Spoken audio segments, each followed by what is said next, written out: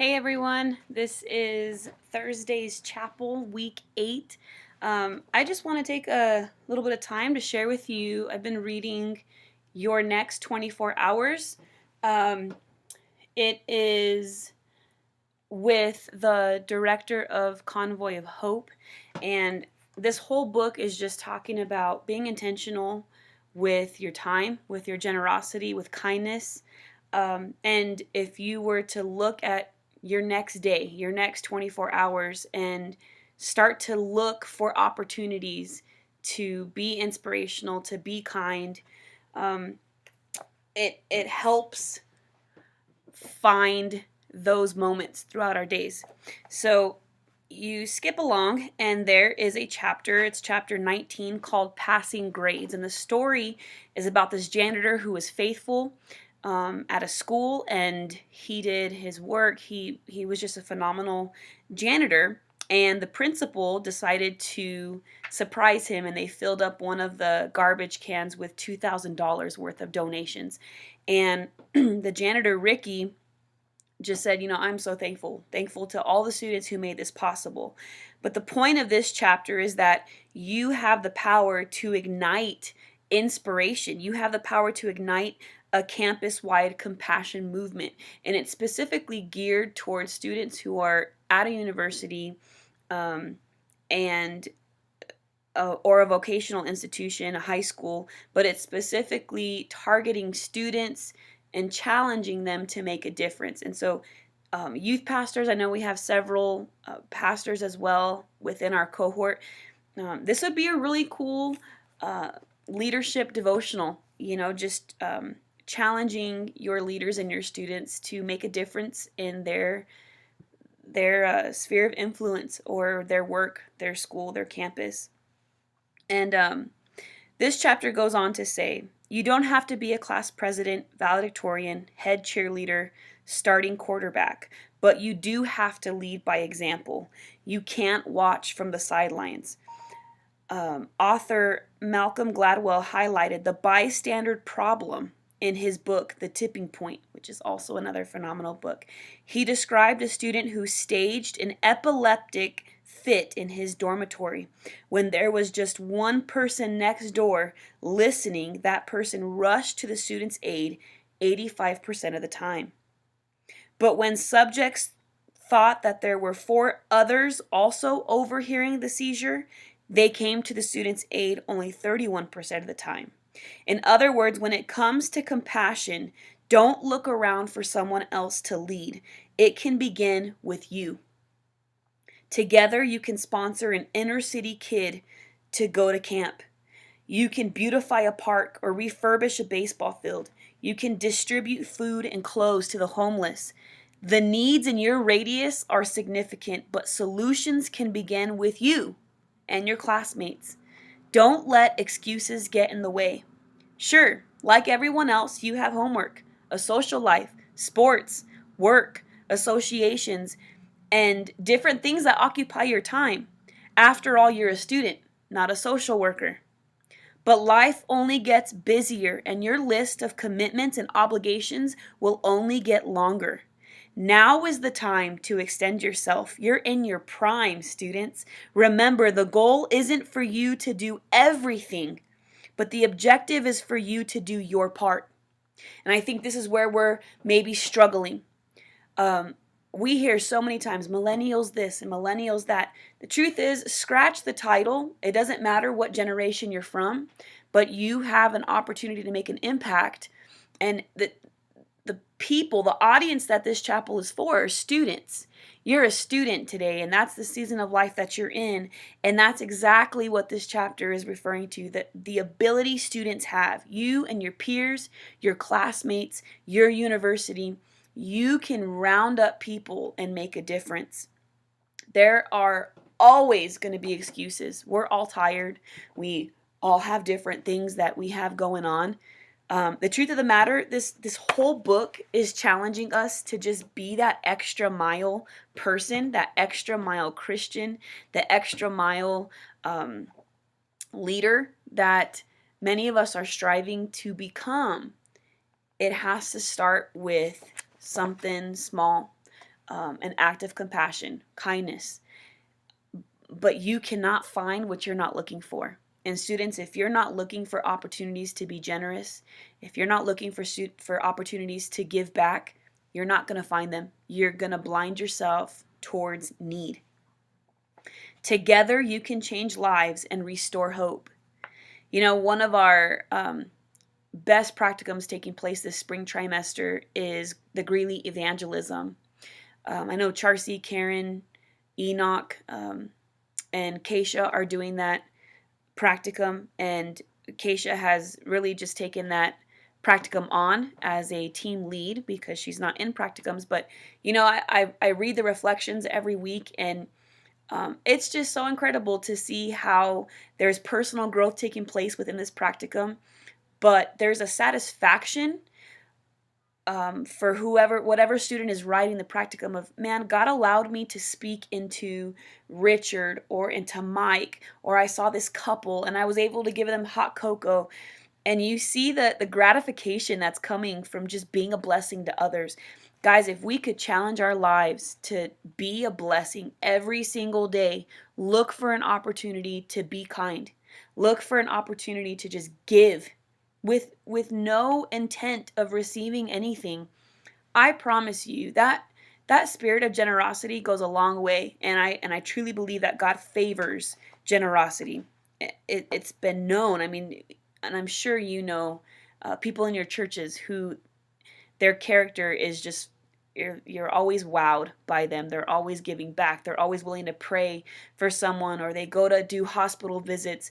The truth is, being in ministry can inconvenience our lives, and sometimes we see that when those moments of need arise, we feel like we're too busy for them. And that's exactly why we came into ministry, is to spread hope and to be generous and to give of ourselves. And so then when those opportunities actually come, we find ourselves frustrated, or we're taking in those deep breaths of, I don't know what to do. I have to go do a hospital visit, but I wanted to go watch a movie, and I have a social night planned. Those social nights are important. But you have to remember the whole reason why you signed up for ministry and why you're in ministry today. It's to change lives and restore hope with the help of Jesus Christ. The chapter goes on to say, on your campus, others can learn the principles of generosity or the doctrines of greed. What students become is largely influenced by what they learn in the classroom and what they see in the lives of fellow students like you. Through your kindness and compassion, you can help shape the leaders of tomorrow. Your good deeds speak louder than words, and don't let anyone put you down because you're young. Teach with your life, by word, by demeanor, by love, by faith, and by your integrity. That is actually a scripture found in 1 Timothy 4:12. Civil debate and critical thought are vital to the educational experience. Hopefully, you and your fellow students will find a balance between constructive criticism and condemning cynicism. The cynic sees an issue and simply throws up his or her hands. The critic sees a problem and seeks a solution. More students need to believe that they can change the world through a lifestyle of kindness. Here are 7 ways that you can foster friendliness and an atmosphere of kindness on your campus. Number 1, open doors for others and let them go first. Number 2, say thank you at least 5 times per day. Number 3, introduce yourself to students you don't know. Number 4, pick up stray trash. Number 5, smile and wave at friends in the hallways. Smile, wave at friends in other cohorts when you're in the same class. Number 6, pay attention during class lectures. Number 7, compliment someone's clothes or hair or makeup. Many of the social issues facing the United States would be eliminated if students in 5,000 colleges and 25,000 high schools across the nation were inspired to selfless service. Granted, that's difficult in a society that defines success by academic degrees, job titles, and pay stubs. Nevertheless, many students are accepting the challenge. In fact, since 1977, students at Penn State University have raised $137 million to fight pediatric cancer. Students at the University of Illinois at Chicago prepare sandwiches and distribute them to hundreds of homeless men and women each week. Students at UCLA formed a club dedicated to simply spreading joy in the hopes of creating a culture of kindness on campus and in the community. Many perform random acts of kindness, including group hugs, giveaways, notes of appreciation to staff and faculty, and assisting the elderly. A similar kindness club was established at Abraham Lincoln High School in San Francisco, where students participated in a canned food drive, beach reclamation, zoo cleanup, and much more. There is definitely an increase of compassion clubs and charity fundraisers, and two indications that students are rising to the challenge. If you're a student, don't wait until you've walked the graduation line to pursue a lifestyle of service. Some of you are graduating this spring. Some of you have another year left. Some of you have 2 years left.